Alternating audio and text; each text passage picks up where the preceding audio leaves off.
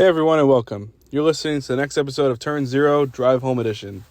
This is a solo Marvel Snap podcast where I talk about the latest info you need before you start the first turn of a game while I drive home from work. I'm your host August, and let's drive home. Okay, so bonus episode today because it is patch day, and patch days mean data mines. So we have information on the future of Marvel Snap, specifically the February cards.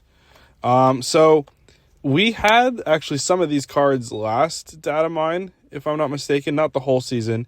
We definitely didn't have art. We had, so we got some really cool looking stuff here. It's been definitely confirmed, as far as data mines can confirm, that the February season will be Guardians of the Galaxy. The cards look sweet. I'm not too sure on the abilities yet, like how I like them or not. Like, I think I'll be figuring that out as I'm talking. But we can certainly go through them.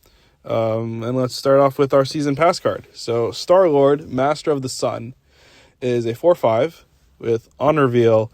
Next turn, you get +1 energy for each turn you've ended with unspent energy. So what this does is, like, every turn that you don't spend all your energy, it keeps track. So let's say you skip turn 1, that's 1. You play a 1-cost card on turn 2, that's 2. Then when you play Star-Lord, Master of the Sun, you'll get a boost of energy for the next turn, depending on how many turns you skipped, right? So it's like a high evolutionary card, sort of, which is kind of neat because, the Guardians of the Galaxy movies, the last one, high evolutionary was the main villain.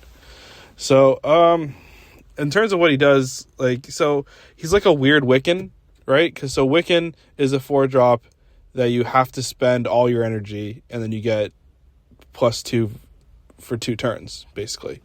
This Star-Lord wants you to not spend all your energy, and then it's going to give you, a bunch of energy only on the next turn. So ideally, you'd play this on turn 5, and then because you're only spending 4 energy on turn 5, that counts at least 1, and then hopefully you've done it a few more times in the earlier turns to make it worth it. This kind of ramp is never the kind of ramp that I like. I'm always more interested in the ramp cards that take you from like 3 to 5 or 4 to 6, like something that skips you forward. What this does is it's giving you a bunch of extra energy on the final turn just to dump your hand. And I feel like there are better ways to do that. He also is pretty weak as like a base body. Like a 5 power is not a lot, especially on a 4 cost. So I'm hoping that this season pass card gets more exciting. Like, these are early data mines, right? So there's still time for changes to happen to it. I would like this to be like a 4/7 to even like start considering it. But because 4/5 just all right. So, a card I am excited for is the super premium pass card, is Magus. It's a 3/5. Activate. Copy the text of a character in your deck with cost equal to your unspent energy. Okay, so let me break this one down. So you're copying the text of a character in your deck. So it's something that you haven't drawn yet. It's something that you might not ever draw, because if you're an activate card, you can activate this on turn 6, right? It'll copy the text of a card with a cost equal to the total amount of your unspent energy throughout the game. So if you're careful in calculating, and you end up with maybe, say, 3 unspent energy, Magus will copy a 3 cost from your deck. Now, the reason why I like this is because you can get very specific with this and use this as a way to be a second copy of a card that you need. So say you have a deck that revolves around a specific strategy. Like, you're like, okay, like, so the Hela decks. You're discarding all game long, but you don't draw Hela. But somehow you've managed to have 6 unspent energy. You can activate Magus, and it would take the 6 energy that you've not spent and use it to find a 6 cost and copy its text. So that would give you Hela text. That's one way to use it. Another one that I've seen people talking about is you just spend all your energy and use it to copy a 0 cost, like Mjolnir or I don't even remember Beta Ray Bill's card, his hammer, right? Stormbreaker, sorry. Yeah. So if you're doing something like that, you spend all your energy, you're playing on curve still, you can copy that from the deck that you put in there yourself, just in case you didn't draw it. What I'm unclear about is, okay, so typically with Marvel Snap, they use cost when they spell it out on an ability. Cost with a capital C means the base cost, and cost with a lowercase c just means like the current cost of the card, right? Unfortunately, lately, there's been a few releases of cards that don't seem to follow this trend, that will have a capital C but actually mean just regular cost. So I'm unclear as to if you have cost discounts on your deck, if it will affect what this card pulls. Hopefully we get some more clarity sooner rather than later. Because if you can like manipulate the cost of stuff, Magus looks really interesting for Mr. Negative. Because if you can, again, spend your energy, play on curve with Mr. Negative, then Magus can be a 3/5 that you activate at the end of the game to be like an Iron Man or a Gore, or like it could just like flip and take a 0 cost, which would be one of those big guys, right? I think we're only scratching the surface on him. The only thing that it really can't do is copy other activate cards, because like Superior Spider-Man, if you've activated it once already, just because the text of the card has changed, it's still that same card that activated, so you wouldn't be able to activate again. So that kind of eliminates him from like those Jocasta decks that we've seen lately, the ones that kind of abuse multiple activates. Magus won't work there.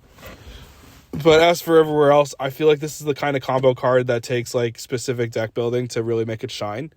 It's not going to be a generic option that you can just throw in, but the decks that will use it to its full potential will be explosive.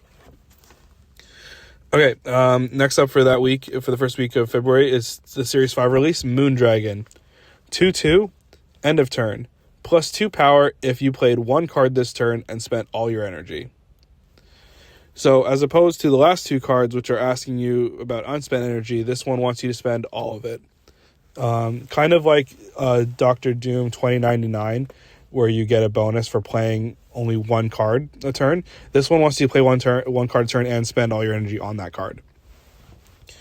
It wants you to play exactly on curve. You play this on turn 2, and then on turn 3 you play a 3 cost, 4 a 4 cost, 5, and so on, right?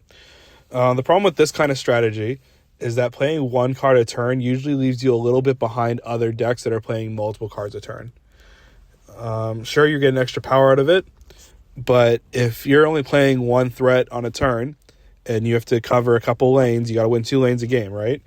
They could easily just play a tech card and something else to get rid of and invalidate your entire turn. 2/2 that scales. Let me think about like historic 2/2s that scaled. The +2 power on it every time you do this means at most you're going to get 4, 5, about 8 more power. So at the most, like the best day you can have with this card, you're getting a 2/10. We've seen Chamber exceed that expectation completely. This does not, like, when you put those two cards together, I know exactly which one I'd rather be using. So I'm not too sure that this is a good spot for Moondragon. I think we might hopefully see a buff to this. Maybe if it was +3 power when you played one card, that might be more interesting. Again, we'll have to wait and see. But as it is right now, 2/2 +2 power, I'm not interested. Second week of the month, February 10th, we have Drax, Avatar of Life. So he's a 4/4, Series 5 release, end of turn. +4 power if your opponent played a card with greater power this turn. Move to that card if you'd be winning its location. Now, I like this. It's weird text. It took me a few times to read it to kind of grasp what it's doing. But it's pretty cool. So it starts as a 4/4, and then at the end of every turn, if your opponent played a card with greater power anywhere on the board, doesn't have to be on its lane, if they just played something bigger, then Drax will get an extra +4 power and then move to that location where they played that card if you'd win it. So it's a little bit like Captain Marvel, where Captain Marvel moves at the end of the game to win a spot for you. But it's doing this every turn. So it's moving at the end of the turn, and it's getting power as it's doing it. So I like this, especially since it starts at 4/4. We were just talking about how weak Star-Lord was at 4/5, but Drax is gaining power as he's doing it. So you want it to be a little lower so that they have more chances to play higher stuff than you. With a 4 cost, this is typically going to happen twice. So we're looking at a 4/12 that moves to win a location. I really like where this is going. This is actually probably one of the better cards I've read this month. It reminds me a lot of what Viv Vision could have been. So Viv Vision, for those that remember the DATAMINEs, was actually an end of turn card. So it would have checked the power and then moved at the end to go into a winning lane. Since now that Viv Vision is a start of turn, it moves before you do anything, so it can actually clog yourself and it can mess up your lanes, blah blah blah. But this Drax happening at the end is very, very interesting for me.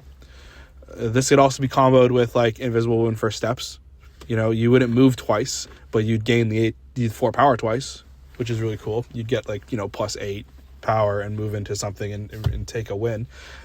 This looks like a sneaky guy, right? Like it's gonna be the kind of thing that trips up your opponent's math. So I'm interested to see where this goes. If anything, this is probably one of the 4 costs that I've seen in a while that I'm interested to run. I wish I could make it cheaper somehow.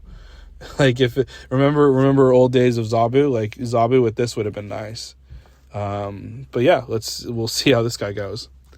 Next up, there's a game. There seems to be some kind of game mode for February 15th, or at least something coming out that would give us a card, because there's a Series 4 release on that week 2 there. Major Victory. So Major Victory is a 3/4, and its on reveal is add 2 members of the Guardian's crew to your hand. Text is strange for this game.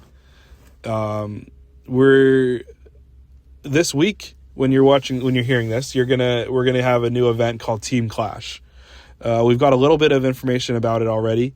More information is coming soon, but basically what Team Clash is it's a mode where you pick a team like Avengers or X-Men, Guardians, and you get given half a deck of them and you build the rest of it, right? So it's a way to introduce, team members and, factions into the game, and it's a very exciting prospect. Like I'm actually really hyped for this mode. But that's not the kind of thing that's in a normal game of Snap. Like in a normal game that you play, there's no built-in synergies with the cards just because of comic lore.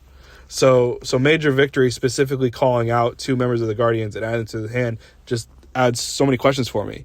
Like, which Guardians? Is it everybody from this season? Is it everybody from, the base game, the classic Guardians, like, Star-Lord, Groot, Rocket? Would it get Rocket and Groot, like the card that's the 2 of them? Is it like this big list, or is it actually like a curated list of like 6 targets? Because then it's like, oh, is this like a weird Agent Coulson?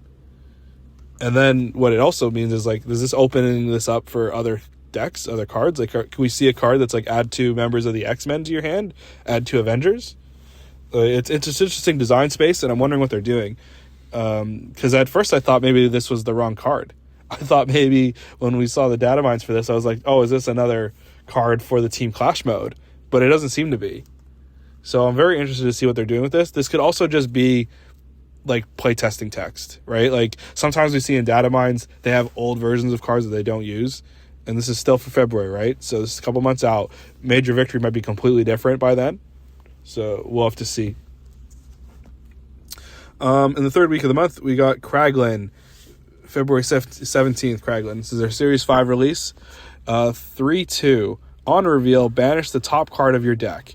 If it was a 4 cost or higher, +2 energy next turn. Otherwise, give this +4 power. I don't like this one. I don't like banishing the top card of my deck, because there's currently nothing that interacts with banish, right? There's nothing that scales based on how many cards you have banished. There's nothing that brings back a banished card back to your hand or your deck or whatever. So what you're doing is you're removing a card that you could use just for minimal gain.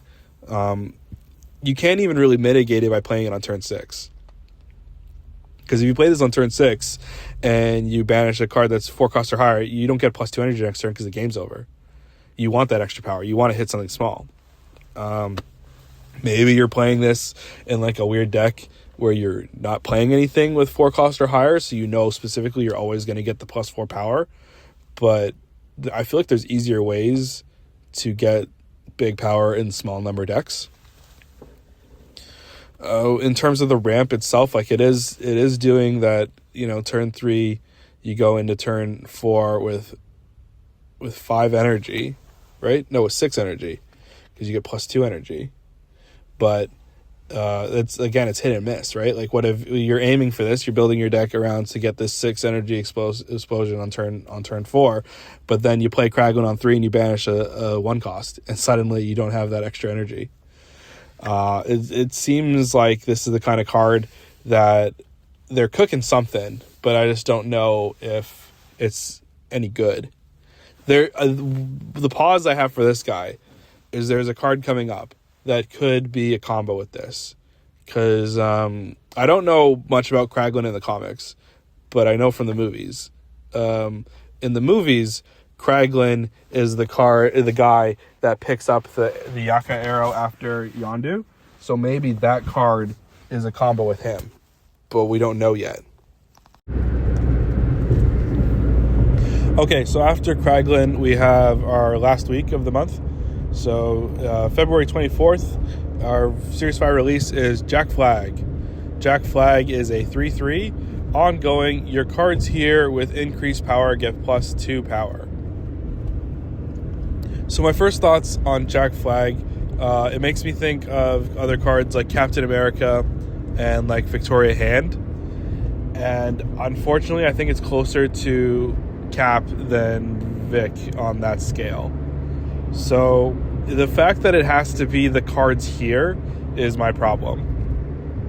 If it was like Victoria Hand and it was buffing up your increased cards wherever they are on the board, I'd be more excited about this. But since you're limited to 1 lane, what you're doing is, again, kind of like Captain America, you're trying to go tall in one spot. So it's like a Moonstone enabler, another type of one like that. It's instead of looking for just ongoing synergies, you're looking for increased power, so green power in general. I just don't think it's good enough as it is. So it doesn't buff itself because it doesn't have like power to do that, right? It starts as a 3/3 and it's an ongoing, so it's going to give your other cards with increased power +2. So you have that in a Moonstone lane, you're going to be able to do some work there. But other than that, like, I'm trying to think of the kind of cards that get increased power easily. It's stuff like Kitty Pryde, stuff like, Silver Sable, like kind of bouncy stuff, but you wouldn't put this in that kind of deck. I think it's clearly supposed to be like a thematic Guardians card, because the original Guardians of the Galaxy, they all get increased power. But those are hit and miss, right? So I'm not too sure why you'd build around that specifically. Kitty Pryde could be interesting because we're expecting more cards for her in January. So if you remember, we have stuff like Lockheed coming up. We have stuff like Xiao Lao that cares about playing multiple cards a turn. So there is a chance that Kitty Pryde comes back into the meta, and this is the kind of card that would buff that. But I feel like there's better things you can be doing than playing Jack Flag. So like I said earlier with some of the other cards, I think this might need some more base power.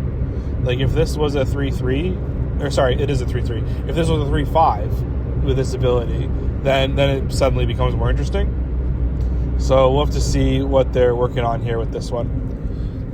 In the same week, it looks like there might be another game mode, because there's another card without. It's not in the packs, but it's a Series 4 release for February 26th.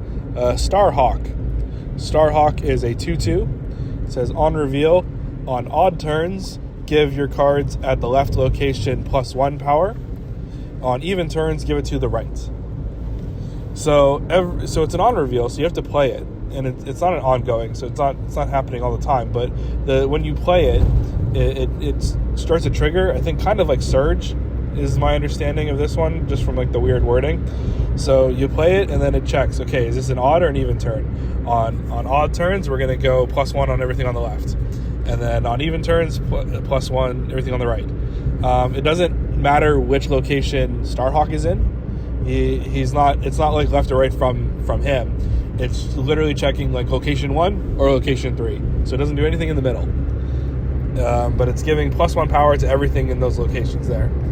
So as a 2/2, that's pretty interesting, because I think that's actually like really good for increased power strategies. Like if you're doing things where you want to be buffing your board, he's doing it pretty well and pretty consistently. So if you play it on 2, you get 2 even turns and 2 odd turns in a normal game. So stuff that you want to be buffing up, like Sebastian Shaw or Clea, like stuff that specifically triggers off of like, oh, I get extra power. That's going to be good for that.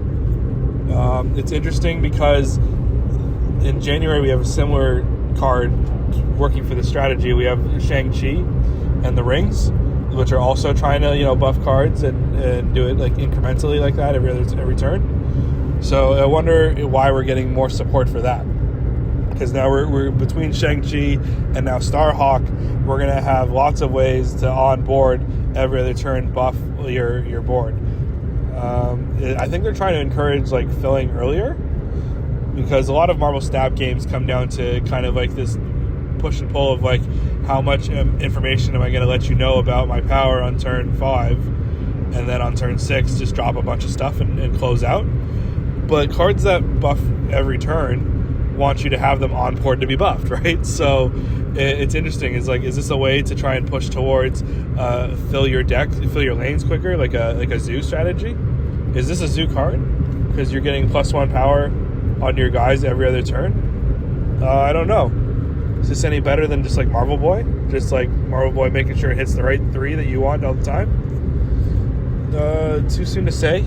I think this one is worth looking at again later when we get it, because as a Series 4 free card, this is kind of better than other ones, right? Like it's hit and miss with the game mode stuff, but we typically don't get like extremely playable ones. Like if you look at just the month we're in right now, like Wade Wilson is been arguably like the worst card I've seen in like a long time. But then we also are getting fastball special, right? So like in the case of that, like Starhawk is certainly not fastball, but I don't think it's Wade. So there might be some potential there. After that, we have a weird case where we have data mines for 2 cards that are part of the season, but we don't have any stats or abilities on them. We have the art. We have cards for Bug and for Yaka Arrow, but we have no stats, no abilities. So Bug is another one of those older members of the Guardians, so they might be fitting into some kind of theme for this season. It looks like there's buffing cards or looking for spending all your energy. So maybe it's the type of card, maybe it's like Kitty Pryde where it comes in and out of maybe it's a cheap card that you can play early to fill your curves. I don't know. We have absolutely nothing but speculation on Bug. Yaka Arrow is a bit more interesting because we're kind of used to seeing a bunch of characters and then 1 or 2 skills in a season. But there seem to be no skills data mined for this Guardians of the Galaxy season. And a card like Yaka Arrow, I thought it was going to be like kind of like the Prowler skills, where it's like an item thing that gets used up. But it's not, from our data mines, it's not in that frame. Like it's not a skill card. It's an actual card that stays on board. So it's kind of like, the Kate Bishop arrows, or like Mjolnir and Stormbreaker, like those cards. So it's not a character per se, but it is a character card. Again, no other information about what it does. So I guess we'll have to find out, like hopefully maybe next month. But yeah, so those are all the Guardians cards for February. We looked at all 8 of them. I've definitely thinking about it and like reading them again and going over with talking with you guys. I'm definitely more excited for Drax and for Magus than anything else in this season. Everything else kind of looks a little underpowered. but Magus and Drax look like they're going to be like powerful cards. Drax in particular, this ability to move to win locations at the end of a turn is the kind of thing that's going to swing games on turn 6, especially when you just keep growing in points. I'm very interested in him. And then like Major Victory is my big like question mark, because if it actually does look for Guardians cards like as a faction, and we're bringing that into the main game, not just in Team Clash, I want to see how that works. I want to see how we can use that in other factions, and I want to see if that's just like a way to add more depth into the game, into the card design. All the rest of them, I hope they get buffed, because otherwise they don't look very exciting to me. I might be missing some pretty obvious synergies. If I am, please let me know. Tell me in the comments, be like, no, this card with this is broken, right? Tell me that as soon as you can. Other than that, I'll see you guys next time. We'll have another episode on Friday. But until then, let's keep looking at these data mines. Again, special thanks to SnapFan website for being able to share these. So there's plenty more than just these cards that came out today. I only had time to talk about the Guardians cards, but take a look at the website and see all the new things that we discovered. All right, catch you later.